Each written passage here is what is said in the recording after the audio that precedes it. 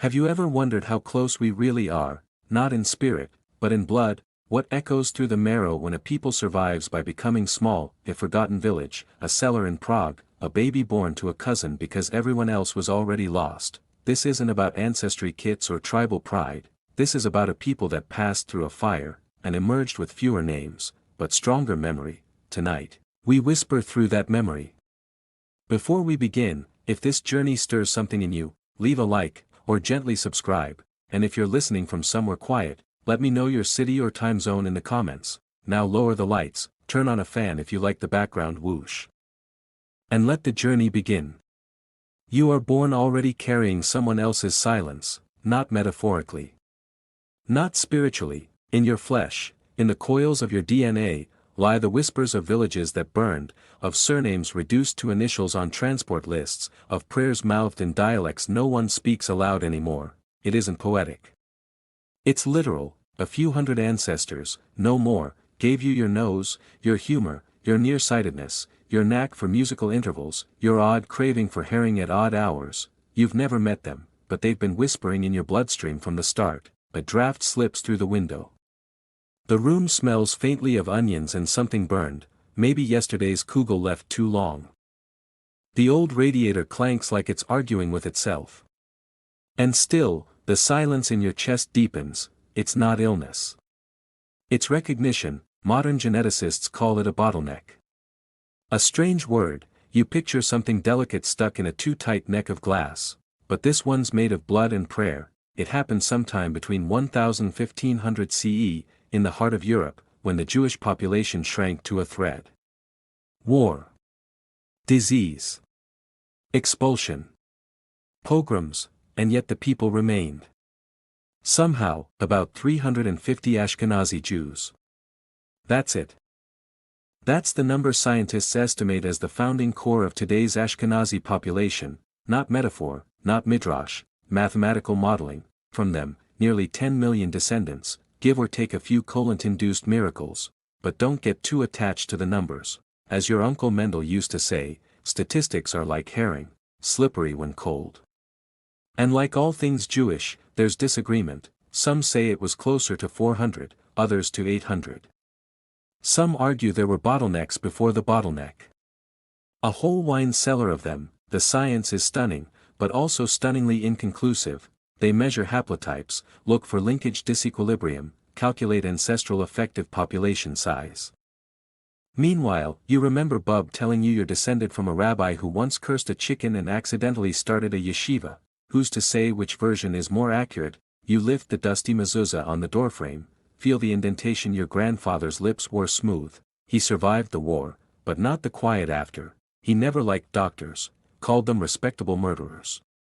When someone once asked him about genes, he said, I have Levi genes. They itch in summer. Some Ashkenazi-specific genes are studied intensely, BRCA1, Tay-Sachs, Gaucher's, Canavan. But that's not the whole story, just the ones that leave paperwork. What about the way your people make jokes at funerals? The way they boil onions until they melt, the way they save string, just in case, a folk custom from Galicia, never sing lullabies too sweetly, or the angel of death might think the baby too perfect, so your great-grandmother would always end her lullabies with a cough or a sour note, a defense mechanism, encoded not in DNA, but in the wary lilt of the voice. And yet, even with all this closeness, cousins marrying cousins, names repeating like verses, the Ashkenazim are wildly diverse. In thought, from the Vilna Jain to Freud to Bernie Sanders. How does such genetic closeness yield such philosophical cacophony? One theory, intellectual inbreeding wasn't the point. Survival was, you marry who's nearby, who speaks your dialect, who isn't already promised to the baker's nephew. Love is lovely, but food and halacha come first. The texture of this closeness isn't soft. It's scratchy, like your father's wool talith. It's protective. But it itches. One day, at a museum, you see a small embroidered baby cap behind glass, linen, trimmed in blue thread, the shape barely large enough to fit over your palm. The label says, Ashkenazi infant bonnet, Rhineland, ca 1300. And without warning, you tear up, because you know, someone hummed over that bonnet. Someone tied the knot too tight, panicked in love. They don't put that part in the DNA report. You are a statistical miracle born of tragedy and minion and minestrone. You are a side effect of cousins and candles and catastrophes survive just barely enough, and though you can't name all 350 ancestors, somehow, your blood can. Your mother once told you that you had strong hands, good for kneading dough, she said, or squeezing sense into stubborn sons, but she never told you whose hands they were. Not really. The lines on your palms, long, curved, a little smudged, they carry stories from women whose names no one remembers, but who left fingerprints on every gene you carry. In Jewish genetics, there is something called mitochondrial DNA, passed only from mother to child. Your father's ancestry is filtered through debate and tall tales, but your mother's line, it is uninterrupted, from her to you to the baby asleep in the other room, sighing in his sleep like he remembers something soft. This is not metaphor. It is molecular loyalty. Ashkenazi Jews, remarkably, trace back not to one Eve, but to 4 primary maternal lines, some say 13. Others hedge with a shrug, let's not count. But the genetic data is clear. A small number of matriarchs, likely in medieval Europe, became the wellspring of almost all modern Ashkenazi maternal lines. Who were they? Were they converts? Locals who cast their lot with a wandering tribe? Were they daughters of Sephardim fleeing the Inquisition, or Slavic women who lit candles in secret until it became second nature? We don't know, and that's the mystery with its own pulse. A soft breeze drifts through the open kitchen window. It smells of cinnamon and yeast. Your aunt's rugula recipe rests on the counter, smudged with flour and thyme. You run a finger along the page and feel her in your bones, the same bone density. The same bunion on the left foot, the same habit of humming when alone with dough. There's an old Ashkenazi superstition, never compliment a child too directly, say they're not the worst or tolerable today. To say they're beautiful is to tempt the jealous spirits, the kinahora. You heard it every time you grew an inch. He's not short, he's close to the earth. Now you understand, it was armor. Not mockery. In a study from 2006, researchers traced 4 distinct mitochondrial lineages among Ashkenazi women.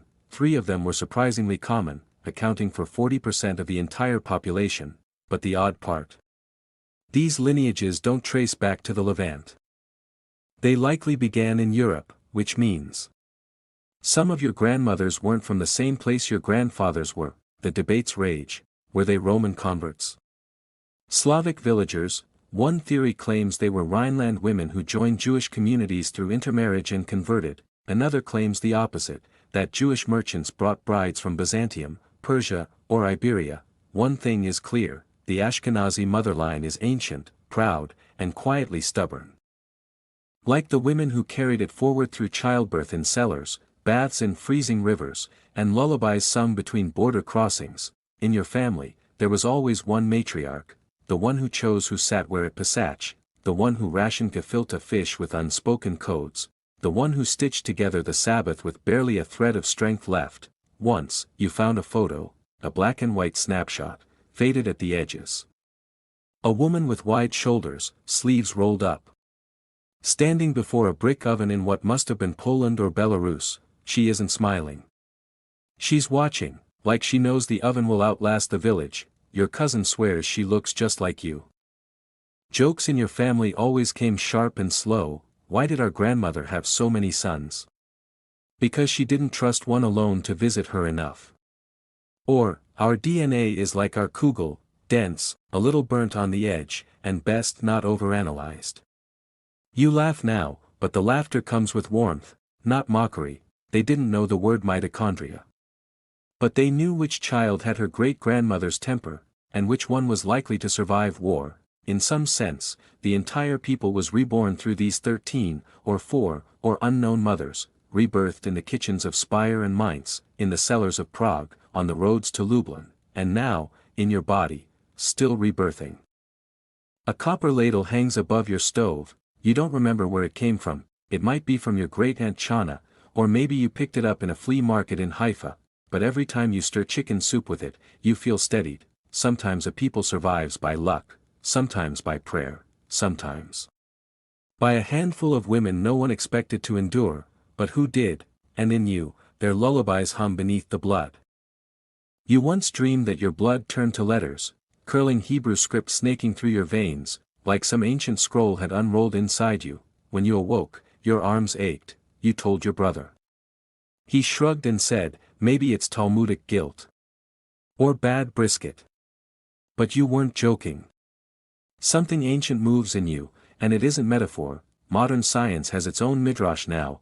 They take your saliva, your cells, your thousand-year-old mysteries, and run them through centrifuges and code. They find mutations, some deadly, some strange, some oddly beautiful. One causes higher rates of breast cancer, another makes you metabolize certain sugars differently, a third. Well, no one knows what it does yet. The headlines call it Ashkenazi genetic disease. The scientists call it founder effects.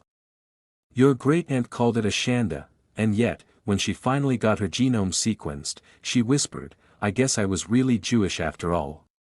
As if she'd ever doubted, inside the narrow lanes of your ancestry, the same genes repeat like refrains in a melancholy song. That's the bottleneck again, a population made small by horror, surviving only by turning inward. It wasn't inbreeding.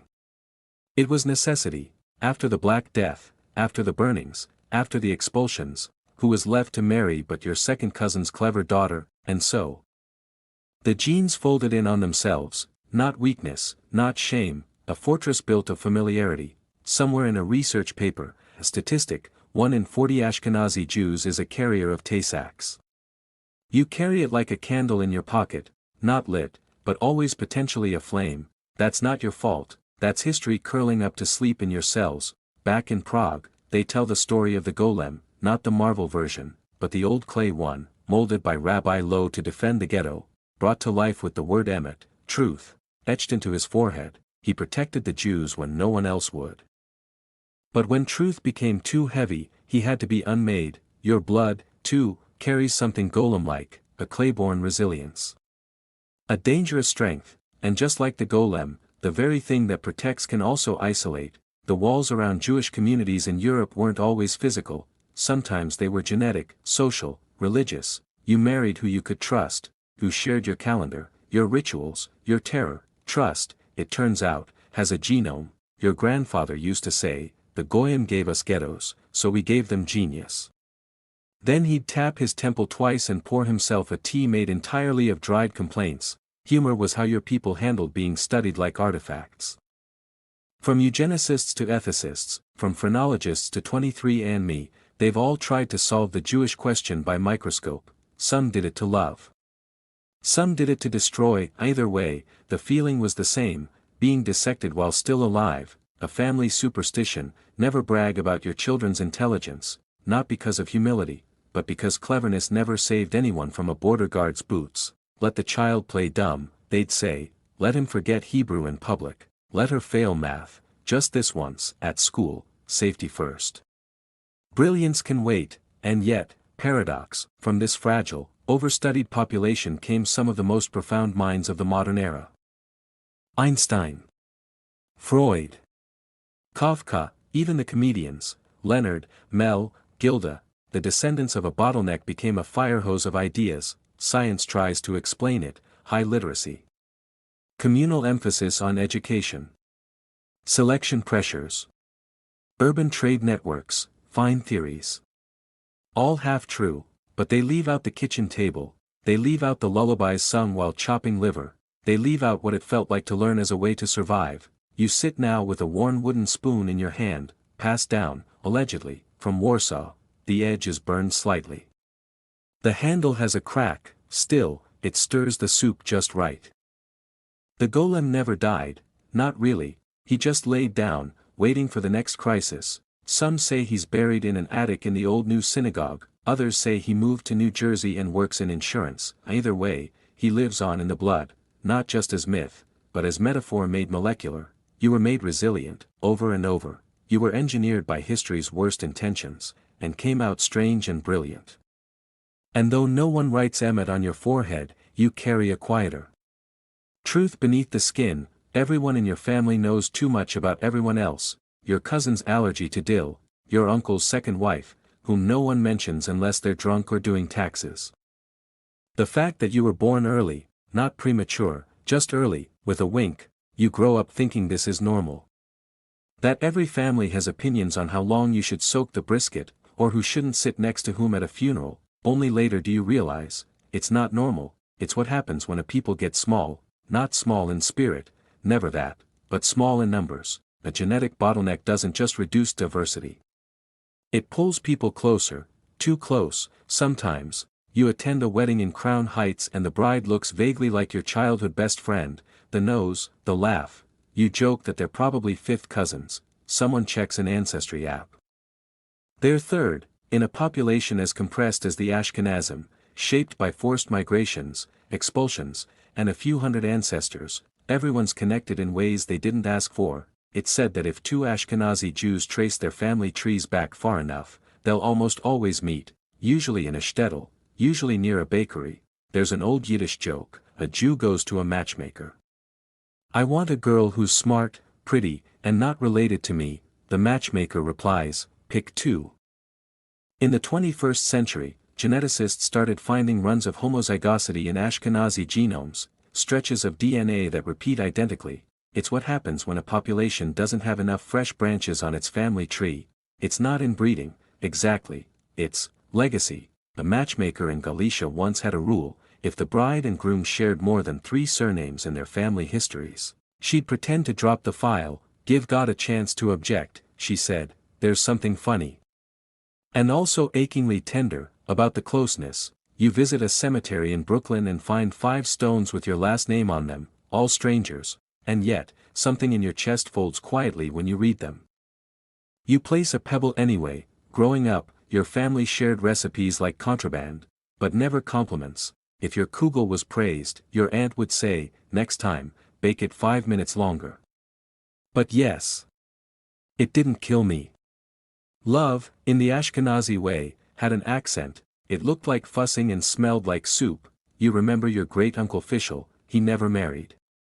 Claimed no one could match his mother's cooking, so why bother? At every family gathering, he brought his own fork, and still, when he passed, they found a drawer full of family photos labeled in careful block letters: Cousin Masha, Cousin Tevi, possible cousin.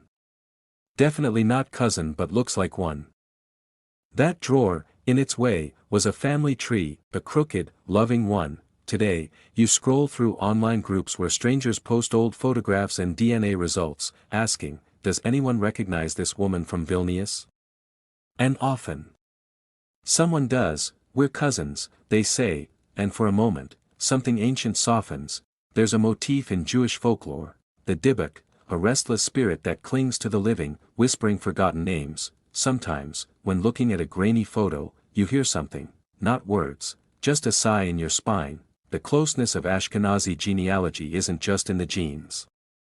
It's in the rhythm of certain jokes, the cadence of prayer, the nervous glance over the shoulder when crossing borders. Even if you're just going from Queens to Jersey, in your living room, there's an oil painting of a fiddler. No one knows who painted it, but everyone insists he looks like Uncle Yitz, which is funny, because you never had an Uncle Yitz, or maybe you did, and he was just too far down the branch. When you look in the mirror, you see familiar features that don't belong to anyone you've ever met: a jawline from Ukraine, a gaze from Pinsk, eyebrows from a wedding photo that survived a train ride, and a miracle: you come from a family too small for secrets. So instead, it told stories, some of them true, all of them holy. Your aunt once whispered, over a table crowded with blintzes and bitter coffee, "We have Spanish blood." You blinked. "Spanish?" She nodded, eyes squinting like she could see the Alhambra from her Queen's apartment. "Sephardic," she said. "Before we were Ashkenazi." Then she changed the subject to how your cousin's kugel was too sweet and how marriages without cholent are doomed, but the idea stuck. In a lineage known for Polish winters and Baltic bones, this whisper of Andalusia, of orange groves, of Ladino ballads, feels like an open window in a stone room. The story isn't just hers. It's a recurring murmur in the genetic halls of Ashkenazim. One haplogroup here, one Iberian gene there, not enough to rewrite the story, but enough to complicate it. And Jews are experts in complication. History gives us a moment. 1492. Spain expels its Jews, tens of thousands flee, some go east, through North Africa, into the Ottoman Empire, but a few, maybe more than a few, slipped north, through Italy, into the Rhineland, perhaps into Ashkenazi communities desperate for safe bloodlines. Maybe they brought their liturgy, maybe they changed their names, maybe they just married in quietly and said little. Because in a world where being too different could kill you, blending in was survival. The geneticists disagree, of course. Some see traces of Iberian ancestry in Ashkenazi genomes, small, stubborn, others call it statistical noise, and one says, even if it's true, does it matter? You consider this as you slice garlic into a pan slick with schmaltz. Sephardim would have used olive oil. You mutter a prayer under your breath, and realize, it's not Hebrew, it's Yiddish, but the melody is not. Where did you learn it? A cultural object, small and unassuming, a silver spice box, passed down from your grandfather's grandfather. Everyone calls it Ashkenazi, but there's a flourish on the lid, a spiral sunburst, that looks oddly Moorish. No one in your family knows where it came from. That means it probably came from somewhere real. In Salonika, they still sing Ladino songs with Hebrew verses, songs about loss, betrayal, Sabbath light. Once, in a Jewish museum, you heard a recording, Adio, Querida. And though the words weren't yours, your stomach clenched like a memory had been triggered just below the skin. Maybe it's nothing, maybe it's everything, a joke, of course. How do you know a Jew is part Sephardic? Don't worry, he'll tell you. In perfect Castilian. Loudly. But there's a grain of truth in the laughter. Ashkenazim and Sephardim, cousins, rivals, twin sons of exile, they recognize each other in their love of debate. Their obsession with food, their inability to sit quietly when someone's wrong. Your family once tried to make barikas, they ended up tasting like lukewarm knishes wearing costumes, but still, the effort meant something. There's an old minhag, barely remembered now, at Passover, some families would include olives on the Seder plate, a nod, perhaps, to a Mediterranean past. Your family always argued about it. Some said yes, some no. Someone inevitably made a pun about martinis, but every year, the olives returned. History doesn't hand us clean borders, it gives us stains, overlaps, fingerprints smudged across the parchment. Was your great-great-grandmother from Toledo or Tarno? Does it matter? You open a book of Jewish names, next to the Ashkenazi, Goldstein, is Alfandari, and note, Sephardic origin, migrated through Provence, possibly merged into Eastern communities in the 16th century. You close the book, the names swirl in your head, one of them might be yours, and as the evening folds in, and the house grows quiet, you listen, not for answers, but for footsteps, those of ancestors wandering, whispering, unsure if they belong to Cordoba or Krakow, but holding on to a candle anyway. You're 8 years old the first time someone in school asks, but where are Jews really from? You pause, you say Israel. Or Poland. Or Brooklyn, depending on the season and your mood. They nod politely, then say, but I heard Ashkenazi Jews come from the Khazars. You go home and ask your grandfather. He mutters something unprintable in Yiddish and says, we come from pain. That's where we're from. But the Khazars won't leave you alone. Somewhere on the steppes, in the 8th or 9th century, a Turkic people built a kingdom, powerful, wealthy, a bulwark between Islam and Byzantium, and then, or so the tale goes, the king converted to Judaism, his court, too. Maybe even the whole nation.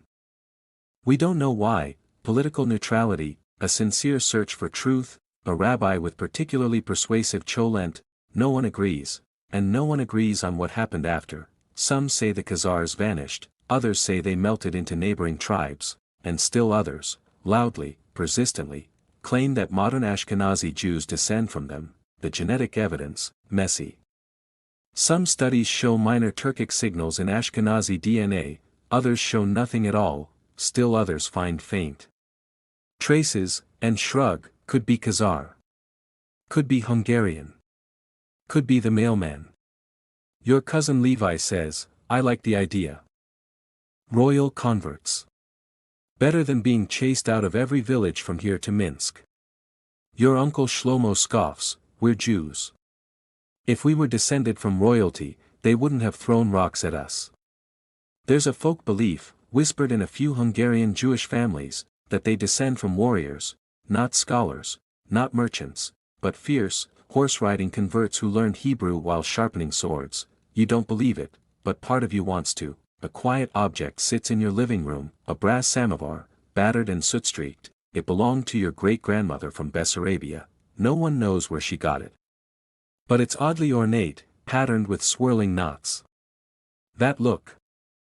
Eastern, you run your hand along its lid and feel something almost familiar, like a melody you don't remember learning. In Ashkenazi culture, we are suspicious of simplicity. If an answer comes too easily, we assume it's wrong. So when someone says, "You're Khazars," we ask, which ones?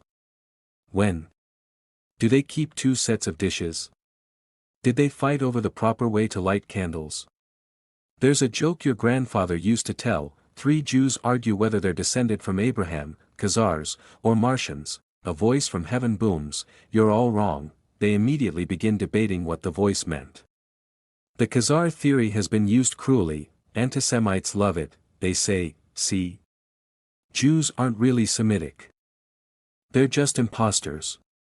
As if history has ever been kind to imposters, as if a people would choose exile, pogrom, and plague for fun. But that doesn't mean the Khazars aren't real. They were, and maybe, just maybe, a few wandered west, found Jewish villages in Ruthenia, and blended in, quietly, without needing to announce themselves in historical footnotes. In your family, no one ever talked about bloodlines with reverence.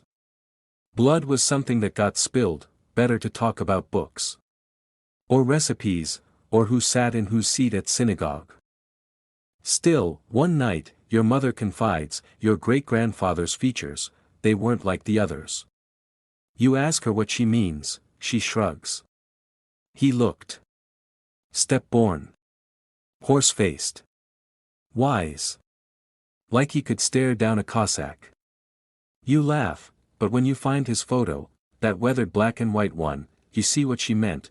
Maybe it doesn't matter, maybe it changes everything. The story of the Ashkenazi Jews is full of borrowed rooms and unconfirmed rumors. You survived not because you had one origin, but because you carried many, and whether the Khazars live in your blood, or just in your bedtime stories, they remind you, even the most unlikely path can lead to Torah. You once spilled ink on your grandfather's siddur, a blot spread slowly across the thin page like it had somewhere ancient to be. You panicked. He didn't. He looked at the smudge, then at you, and said, "It's fine. Every prayer has a shadow." Then he flipped to the next page and kept chanting. That, in a way, is the story of your people, pages stained by accident, by fire, by time, and still, the prayers continue. Ashkenazi history has no shortage of disasters: plague, pogrom, fire, but it isn't the drama that shaped the genes, it's the slow math of survival through catastrophe. The Black Death swept through Europe in the 14th century, killing nearly half the population. Jews died too, in the thousands, but they were also blamed for it, accused of poisoning wells, and massacred by mobs. In Mainz, Strasbourg, Cologne, whole communities were erased, not buried, not mourned, just gone. A Jewish population once spread across a wide swath of Europe suddenly narrowed, a funnel, a bottleneck, and not just once, again in the 15th century, and again in the 17th, each time, the Jewish population shrank, and those who survived passed down their genes to the next generation, a smaller pool. A tighter circle, each birth more precious, each death more significant. You feel it even now, in your family's obsession with keeping the children close. Don't move too far. Marry someone who understands Kugel. Call your mother. They're not just being clingy, they're reacting to centuries of loss. In Jewish folklore, there's a tale of the Lamed Vavniks, the 36 righteous souls upon whom the fate of the world depends. They don't know who they are, they don't act like saints, but if even one dies, the world tilts. Sometimes, the bottleneck feels like that, a handful of people, unknown to themselves, carrying the weight of an entire people's future in their bloodstream. You think of your cousin Devorah. She died young, 19, from a genetic condition no one had a name for at the time. Now, they call it Bloom syndrome, rare, Ashkenazi specific, cruel. Her photo still hangs on your wall. She had your eyes, a cultural object, an ink-stained Talmud page, framed above your desk, not beautiful, crinkled. Faded, the margins are filled with notes, debates, miniature arguments scribbled by hand, the print is in Rashi script, crooked and proud, you look at it often, it reminds you that even the most sacred texts leave space for contradiction. Geneticists speak of mutational drift, of founder populations, of reduced heterozygosity. It's elegant science, but your body doesn't feel elegant, it feels haunted, a joke. God said, be fruitful and multiply. And we said, let's debate that first, and maybe that's why Ashkenazi genes carried forward, not just through birth, but through debate, study, adaptation. You didn't just survive, you argued your way into longevity. Some say the bottleneck created vulnerability, others say it created genius, but you suspect it just made you weird, smart, maybe. Anxious, certainly, hard to medicate. Easy to love. Impossible to ignore. There's a Yiddish proverb your grandmother embroidered once on a pillow, God gave burdens, he also gave shoulders. You never liked the pillow, but the proverb stuck. What the scientists can't capture, is how it feels to know your body comes from a line that was almost erased, to wake up and feel a quiet gratitude in your ribs, not because you are special, but because you were possible. Somewhere in Lithuania, 1621, a fire destroyed a yeshiva, the rabbi saved a single Torah scroll and 3 boys. One of those boys became your ancestor, that's what your family says, anyway, no. One knows his name, but your middle name is for him. You pour tea from your cracked teapot, the handle is chipped, but it still pours straight, it was your mother's. And her mother's, the chip is familiar now, part of the design. That's the bottleneck, a scar that became a signature. You find the recipe in the back of a phone book, folded, grease-stained, written in faded pencil. It's barely a recipe, just carrots, onion, pepper, water, salt, but not too much, remember Shlomo. No measurements. No instructions. Just memory. She made it every Thursday, said it calmed the Sabbath, the smell was light but grounding, steam rising like it had somewhere sacred to go. You remember it more than her voice. Her name was Rivka, but the family called her Bub too. Not because there was a Bub one, but because she insisted she wasn't old enough to be a proper grandmother. She lived to 94 and never forgave herself for losing the cast iron soup pot in the move from Lemberg. They say she forgot names near the end, but never forgot the soup, and once, when asked about her family tree, she said, it's mostly soup and silence. Silence, you now understand, was its own inheritance.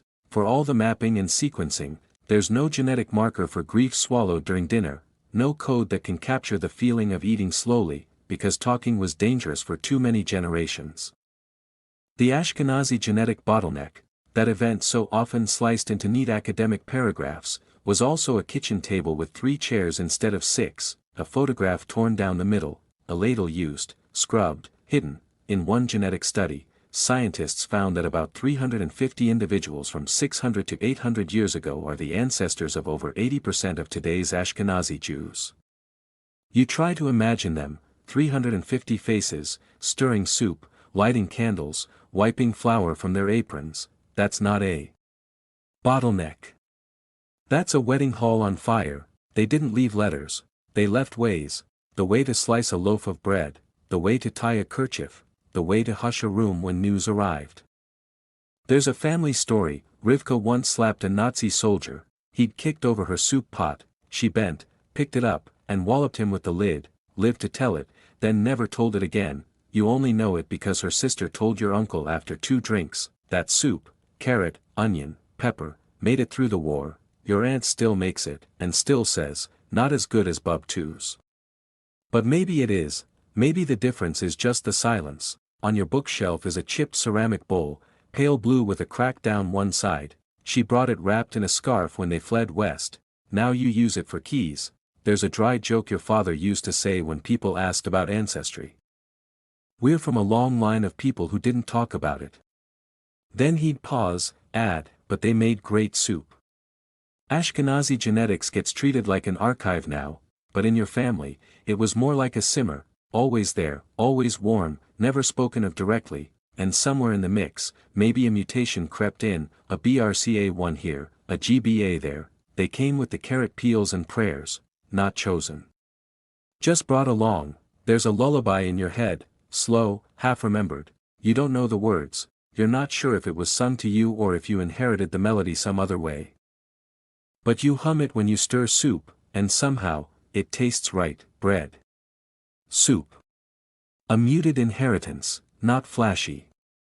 Not headline-worthy, but enough. You've seen it happen in shul. A young man reading Torah, confident, proud, mispronounces one word, just one, the room tenses.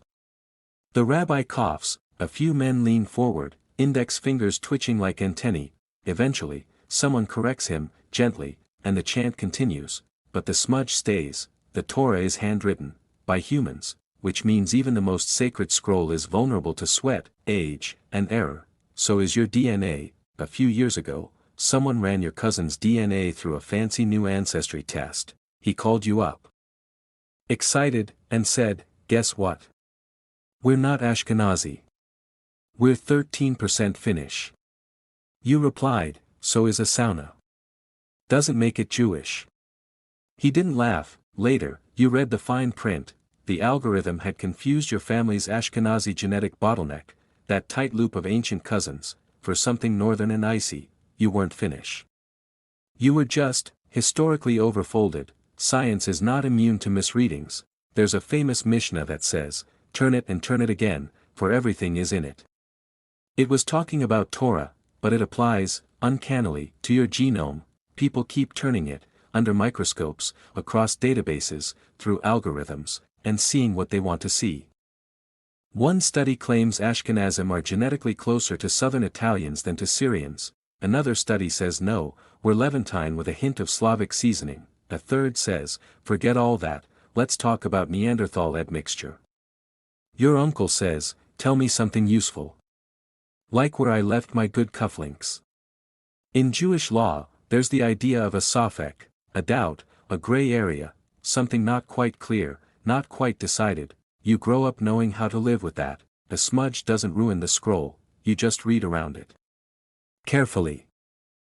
A cultural object, a scrap of parchment, centuries old, with a single letter blurred by time and oil. Scholars argue whether it's a bet or a cough, and whether that changes the meaning of the entire verse. You saw it once in a museum, behind glass. It looked no different from your grandfather's grocery list, minus the onions. Your people survived because they learned how to debate the margins. When the center was lost, the temple, the homeland, the language, they moved into the commentary. Halacha is filled with arguments built on a single smudged letter. So is your family. At your cousin's wedding, the rabbi accidentally used the wrong middle name in the ketubah. Your aunt insisted it be rewritten. The groom said, it's fine. Your uncle said, we're already paying full price, we should get the correct names. The rabbi shrugged. God knows who you are. Everyone was right. Everyone argued. Everyone danced anyway. There's a joke, 2 Jews, 3 opinions, 1 genetic variant. You say it to your niece when she starts studying bioethics. She rolls her eyes, but writes it down. Genetic testing has revealed some truths. It's also raised more questions. Mutations once thought unique to Jews have turned up in other groups, and vice versa. Suddenly, that Ashkenazi panel of tests looks less definitive, more like a suggestion. Or a well-meaning misreading. Sometimes, you imagine your DNA as a scroll. You see tiny scribes in your cells, hunched over, ink-stained, muttering as they copy the code. One sneezes. A smudge. 500 years later, your grandson gets an odd cholesterol result. It's absurd, it's sacred, it's exactly your inheritance. In the end, the mispronounced Torah verse still counts. The reading goes on. The scroll, flawed and human, is still kissed with reverence, and so are you. Your grandmother used to say that her heart broke 3 times before she married your grandfather, once for a boy who wasn't Jewish, once for a boy who was too Jewish, a zealot with fire in his beard and none in his kindness, and once for a boy who made her laugh but refused to leave Warsaw. She married the one who could knead dough and keep a secret. Love, for Ashkenazim, has always had extra clauses. Not just who you could love, but who you couldn't, not always by choice, often by border, by language, by war. You once found a letter in a box of old scarves, faded ink. French. From 1937, it ends with, I wish I were the kind of Jew your father could accept. No signature. Your mother said, oh. That was Marcel. Then closed the box and didn't explain. There's a myth that Jews kept to themselves out of arrogance, but most of the time, it was arithmetic. Who could you marry, when the next town over had pogroms, and the next village didn't read Hebrew? The result wasn't just tradition, it was genetics. The bottleneck narrowed not just by plague, but by protection, by closed doors, by Shabbat tables where the blessings had to sound right. By fear passed down in soup bowls and bedtime stories. A study once showed that Ashkenazi Jews, compared to neighboring populations, had half the genetic diversity, not because they were less, but because they didn't wander with others. Only near them, proximity without mixing, a village surrounded by thresholds no one dared cross. Your grandfather told you, we didn't marry out. But sometimes, we didn't marry in either. You asked what that meant, he sighed. Sometimes the heart wanted something the rabbi wouldn't write a ketubah for. You feel it still, in the tight lines of inherited traits, the shared noses, the matched neuroses, the way 3 of your cousins all married people who like their eggs the same way, boiled, unspoken. There's a cultural object hanging crooked in your hallway, a faded ketubah from 1889, 2 names in looping Hebrew, below them, in smaller ink, a note, bride's family fled Galicia. Groom from near Smolensk. Both survived cholera. Love, it seems, has always had footnotes, and then there's the tragedy of what might have been, the marriages that didn't happen, the romances stopped at borders, by war, or by fear of gossip. Your Aunt Sippy once confessed that she kissed a Roma boy behind a train station in 1952, she called it a youthful exile. You asked what happened, she said, he gave me a pomegranate and called me something like, princess. I went home and washed my hands 3 times. Then I cried. I never told anyone. Until now. You won't write this down, right? Somewhere between love and lineage is a shadow, the people we didn't marry, the babies not born, the versions of us that never got the chance, a joke, dry and almost cruel. What's more Jewish than marrying your cousin? Not marrying anyone. But even jokes carry echoes. You sip tea and stare out the window, thinking of choices, of the customs that bound us together, and the fears that kept us apart. Sometimes the cost of survival is loneliness, not just personal, ancestral, whole lineages that could have woven together, but didn't, and yet, here you are, woven, somehow, from what remained. There's a melody you sometimes hum without knowing why. You catch yourself doing it while slicing onions, while tying your shoes, while waiting in the checkout line. It drifts in, uninvited, lilting and minor, and always, it makes your chest ache, like someone is remembering you from a long way off. In Brest-Litovsk, sometime in the late 1800s, there lived a man with 6 fingers on his left hand. No one remembers his name, but they called him der Flyternickel, the little flute. Man, he played for weddings, for funerals, and once for a pogrom, not during, but after. Because people needed to cry in rhythm, they said he never married, not for lack of offers, he just said, no one could compete with the music. And maybe he was right. Your great-grandmother swore she heard him once, when she was 5, she said his flute sounded like snow melting inside a dream. Your grandfather said, sounds exhausting, and went back to reading. But you listened, because sometimes you wonder, what happens to genius that leaves no descendants? A mutation can give you musical gifts. There's even a theory about it, that certain Ashkenazi gene clusters, linked to neurological oddities, might also nudge the brain toward creativity. Of course, it's debated. Everything is. What's less debated is that a narrow gene pool amplifies rare traits, sometimes brilliance, sometimes illness, sometimes both. The flute player, if he existed, may have had polydactyly, a condition more common in isolated populations. Extra digits, extra notes. Your cousin Eli, the violinist, has perfect pitch and night terrors. He once played an entire klezmer set in a minor key no one else could follow. Everyone applauded, his mother wept. You don't know if der Flyternickel passed on his genes, but you suspect he passed on something, a tremor in your fingers when you hear clarinet, a shiver when someone says nigan. There's a small wooden flute in your house, carved from pear wood. Cracked near the mouth. No one plays it, But no one throws it away. It sits in the same drawer as the Yarzite candles and the spare mezuzah case. Sacred clutter, a joke you once heard in a Shtetl museum. What's the difference between a Jewish genius and a Jewish tailor? Only one of them leaves a suit behind. You told it to your niece, the composer. She didn't laugh, she just said, "That's why I record everything." The flute player left no children, but maybe he left echoes, not in genes, but in gesture. In the minor chords passed through generations like a bruise we don't talk about, Ashkenazi culture is full of those invisible inheritances, a fondness for dissonance, a comfort with longing, a taste for soup that's a little too salty, like someone tried to flavor it with tears. Your nephew once asked, "Can music be passed down?" You said, "So can silence." There's a line in the Talmud, Kol bi seder, everything is in order. But the flute didn't care for order, it spiraled, and when you hum that tune, the one with no name, you think of a man with 6 fingers, and wonder how many versions of him live in you. It starts with a message, a polite stranger on a genealogy website. "I think we're 5th cousins. My grandmother fled Minsk in 1906. Does the name Tauba mean anything to you?" You stare, you blink, you think of your grandmother's photo albums, the ones with cracked leather covers and brittle pages that smell like attic dust and dried apricots. You dig one out, and there she is, a woman labeled Tauba.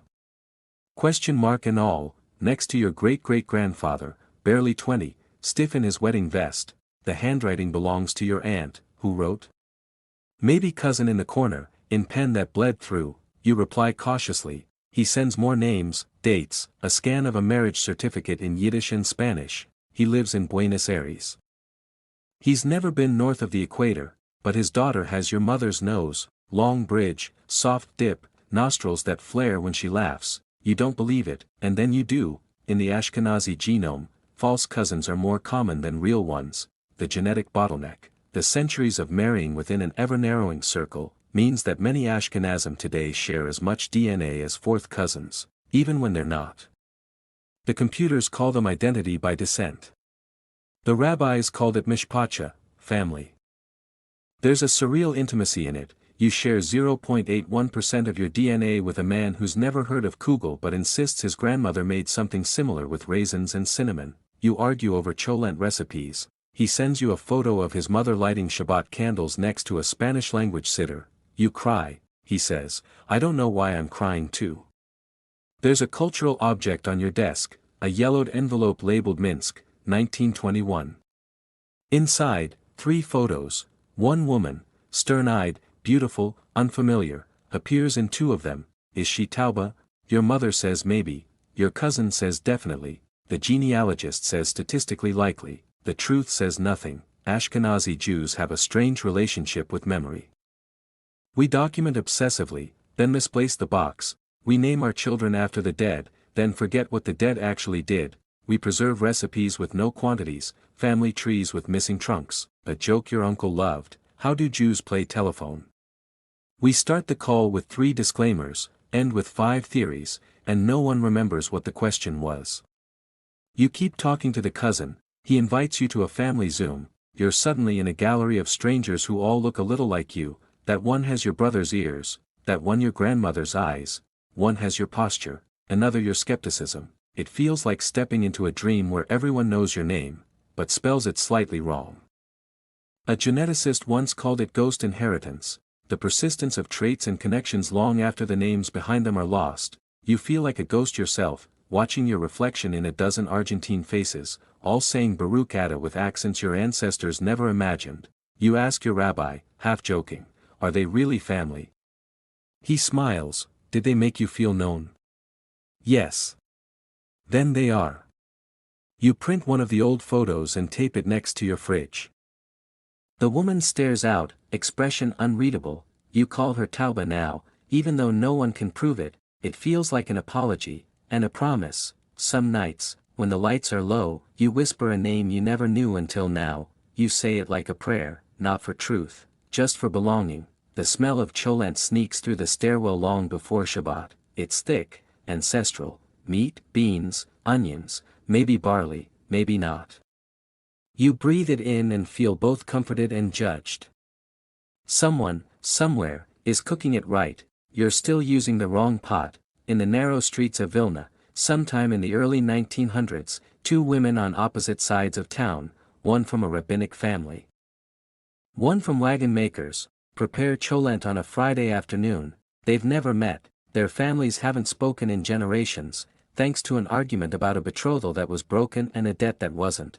One of them adds garlic early, the other waits until just before sealing the pot, and yet, when the cholent is lifted from the fire on Shabbat morning, the two dishes are nearly identical, same rhythm, same caramel edges, same whisper of bay leaf that no one remembers adding.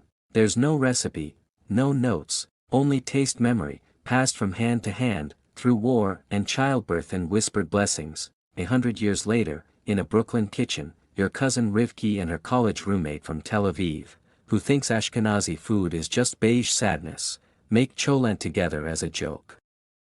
They're laughing, arguing about paprika, when the roommate tastes it and goes quiet. I've never had this, she says, but I know this. Your family calls it the cholent paradox. How did we all end up cooking the same dish, despite centuries, oceans, silence? A mutation passed down in the blood is one thing, but a recipe passed down in the bone, that's something stranger, holier. You ask a geneticist once if culture can be inherited like DNA, she says no, then she hesitates. Well, maybe epigenetically. There are studies, but nothing proven. You nod, pretending to understand, while thinking about the way you always oversalt your potatoes, just like your mother, just like her mother, even though you're trying not to. There's a wooden spoon in your drawer, the handle is smooth, worn down by hands long gone. Your grandfather claimed it came from his mother's shtetl in Galicia, your aunt insists it's from the Bronx. Either way, you can't bring yourself to throw it away, even though it has a crack and smells faintly of cloves. Your rabbi tells a story in his sermon. A man dreams of cholent, every night, the smell, the warmth, the bubbling pot. He goes searching for the source, he travels across continents, questions rabbis, chemists, even bakers. At the end, he wakes to find it's his wife who's been making it all along, not from recipe, but from longing. There's a joke you hear at every kiddush. What's the secret to good cholent? Cook it until it forgets it had ingredients. And that's what the cholent paradox feels like memory that forgot it was memory, like culture passed not through stories, but through silence, through the quiet gesture of chopping onions at dusk. In one study of Ashkenazi mitochondrial DNA, researchers found a strange homogeneity, like too many people tracing back to too few mothers. They used terms like founder effect and maternal lineage clustering. You read the article and wondered if those mothers shared recipes, if they taught their daughters to slow boil forgiveness. Sometimes you stare into your pot of cholent and wonder if you're making it wrong. There's no one left to ask, but the smell feels familiar, not comforting, known. Your niece tries it and says, I don't even like beans. But this is home. You nod. She doesn't know it yet, but she'll make it too someday, not because she has to, but because something in her hands will, and when she does, it won't taste exactly the same.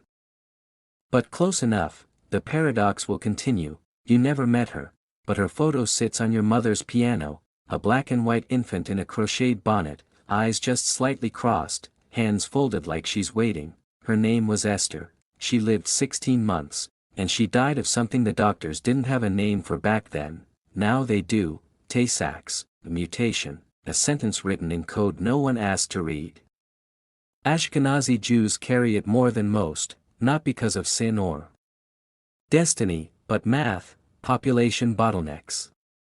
Endogamy, the same terrible logic that preserved the melodies also preserved the mistakes. There are others, of course, Gaucher, Bloom, Canavan, BRCA 1 and 2, each a kind of blood note echoing across generations, silent most of the time, but when they speak, they don't whisper. Your cousin Sarah did the test, her fiancé too. They lit candles that night in silence, 2 matches, burning parallel. She told you later, we're both carriers. It felt like finding out we were cousins and ghosts at the same time. You said nothing, you brought soup. In some old shtetl midrashim, disease was a curse from heaven, but your ancestors also whispered that illness could bind, make communities more careful, marriages more measured, children more cherished, a paradox you want to reject, but can't fully. By the 1970s, Jewish genetic screening became a quiet revolution. Matchmakers asked for carrier statuses alongside dowries, synagogues held information nights beside fundraisers. It was medical. It was necessary. It was, somehow, very Jewish. There's a cultural object that embodies all this, a folded genetic panel brochure from Hadassah Hospital. You found it tucked into your father's siddur, right next to the page for the mourner's Kaddish, a list of possible tragedies, beside the prayer for the dead. It felt too neat. Too true, a joke your uncle once told at the wrong moment: if the Messiah's Ashkenazi, we better test him before the Brit. Your grandmother smacked his arm, but didn't disagree. You once asked a doctor, why us? She shrugged. You stayed together. You didn't mix much. It preserved the faith, and the flaws. Then she softened. But you're also the reason we know about these things. You turned pain into prevention. That matters. The illness didn't just bind us genetically, it wove a kind of vigilance, a sense that life is fragile, and still worth gambling on, that even if your child might be born with a ticking clock, you name her after someone strong, you carry her photo, you remember her laugh, if she had one, you write stories about her, even if no one else does, you visit her grave, a small white stone in a row of children. The air is too quiet, you place a pebble on the marker and whisper, you mattered. It feels like both a prayer and a warning, and when you hold your own child, whole and warm and unaware, you think of Esther, you thank every misstep in your family tree that somehow led to life, not perfect, but here, it starts like this: you are rocking a baby, yours, or someone's, or maybe just your memory's idea of one. You hum, not a song you chose, not one you recall learning, it simply arrives, a cradle of notes shaped like longing, soft enough to silence the dark. And somehow, impossibly, the baby stills, as if the tune is ancient enough to remember them too. There's no record of it. No sheet music, it's not in the folk song books, or on YouTube, but when you mention it to your cousin, the one who married into a Sephardi family, her eyes widen, she hums the second half, perfect match. No one taught you this, and yet here it is, rising in your throat like prayer, a whisper shared by millions. You think of those 350 ancestors, the ones geneticists say make up the foundation of modern Ashkenazi DNA, people who survived plague, exile, fire, who braided halal and buried children, who sewed tzitzit by candlelight, who whispered lullabies under stars they couldn't name. The bottleneck wasn't only in genes, it was in breath, in lullabies passed not through logic, but through the cradle of sound. Scientists talk about founder populations. But you think of it as a choir, not many voices, but strong enough to carry the tune through centuries. There's a motif from long ago, the chipped ceramic bowl from Bub 2, still holding your keys. You find it again tonight while looking for batteries. You pause, touch the rim, remember soup, remember silence, and now, a whisper, that same half-tune, still humming inside you like an echo of those who dared to keep going. You ask your child, do you want a song? They nod, sleepy. You hum, they smile. In the melody is every Ashkenazi who hummed without knowing why, every mother on the road to Prague, every father in a cramped tenement in Warsaw, every child on a boat to somewhere else. Your voice joins theirs. You don't remember the words, but the tune. The tune remembers you. There's something about the quiet at the end of a long story, not silence exactly, but the hush that asks you to listen more closely, to the creak of the floorboards, to the breath of memory as it settles down beside you. Tonight, you've wandered through kitchens and scrolls, through songs that have no composer, and illnesses that carried both curse and meaning. You've met people who never had children, and yet somehow still passed something on. A hand gesture. A joke. A scar. You've traced the path of inheritance not just through genes, but through spoons, through mistakes, through melodies. You felt the squeeze of the bottleneck, and the strange, generous intimacy it left behind, a closeness not always chosen, but tender nonetheless. Maybe, if nothing else, that's the gift, to know that you were dreamed into being, not once, but many times, in shtetls and cities. In grief and in joy, and that your laughter, your cooking, your bedtime humming, is someone else's legacy, made real. Close your eyes now, let the lullaby stay with you, even if you don't remember the tune, because somewhere, far back, someone hummed it for you, and somehow, still, you heard it.